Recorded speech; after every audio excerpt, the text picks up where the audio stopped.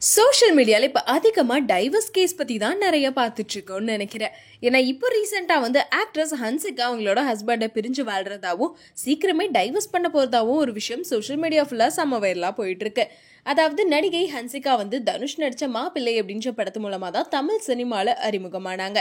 அதை தொடர்ந்து ஒரு கல் ஒரு கண்ணாடி, எங்கேயும் காதல், தீயா வேலை செய்யணும் குமார், சேட்டை, வேலாயுதம், வாலு அப்படின்னு சொல்லி தொடர்ந்து நிறைய படங்கள் நடிச்சிட்டு இருந்தாங்க.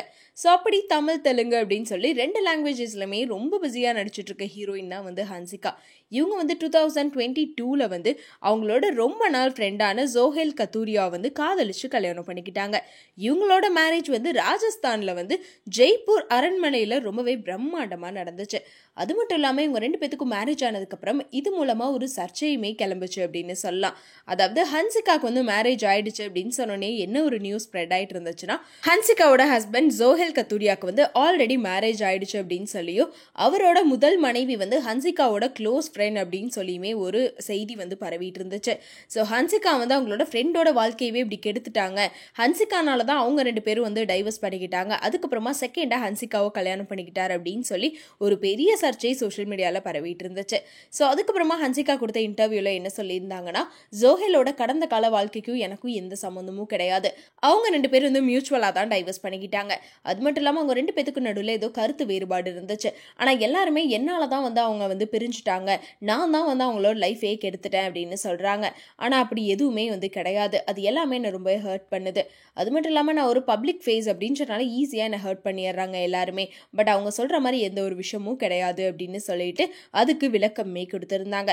இந்த நிலையில இப்போ பாத்தீங்கன்னா ஹன்சிகாவுக்கும் அவங்க ஹஸ்பண்ட்க்கும் டைவர்ஸ் ஆக போகுது அப்படின்னு சொல்லி இன்னொரு நியூஸ் இப்போ ஸ்ப்ரெட் ஆயிட்டு இருக்கு.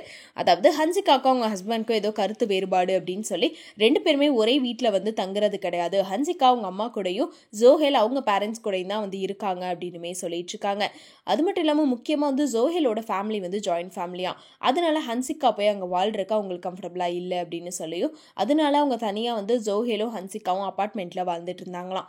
அதுக்கப்புறமா 2 பேத்துக்கும் கருத்து வேறுபாடு ஏற்பட்டு இப்போ தனித்தனியாக அவங்கவுங்க வீட்டில் இருக்கிறதாவும் சோஷியல் மீடியாவில் ஒரு நியூஸ் போயிட்டு இருக்கு.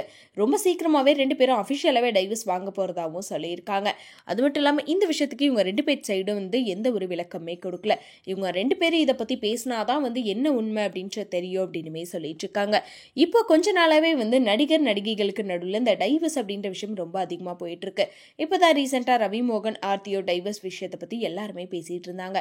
இந்த நிலையில இப்போ அடுத்து ஹன்சிகா அவங்களோட ஹஸ்பண்டோட டைவர்ஸ் பற்றி தான் சோஷியல் மீடியா ஃபுல்லாகவே பேசிட்டு இருக்காங்க. ஸோ இந்த விஷயத்துக்கு அவங்க என்ன விளக்கம் கொடுக்குறாங்க அப்படின்றத வெயிட் பண்ணி பார்க்கலாம்.